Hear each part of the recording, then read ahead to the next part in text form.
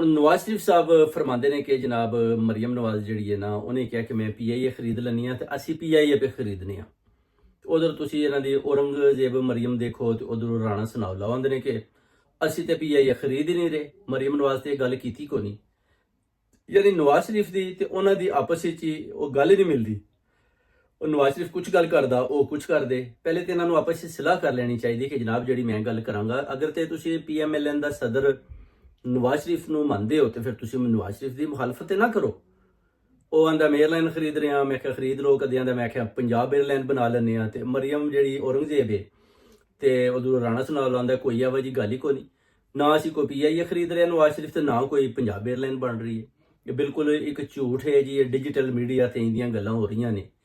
ਇਹ ਗੱਲ ਜਿਹੜੀ ਹੈ ਨਾ ਜਨਾਬ, ਇਹ ਮਰੀਮ ਔਰੰਗਜ਼ੇਬ ਔਰ ਇਹ ਆਪਣਾ ਜਿਹੜਾ ਕਰਦਾ ਹੈ ਰਾਣਾ ਸਨਾਉਲਾ, ਯਾਨੀ ਮਰੀਮ ਨਵਾਜ਼ ਤੇ ਨਵਾਜ਼ ਸ਼ਰੀਫ ਦੀਆਂ ਗੱਲਾਂ ਦੀ ਨਫੀ ਕਰਦਾ।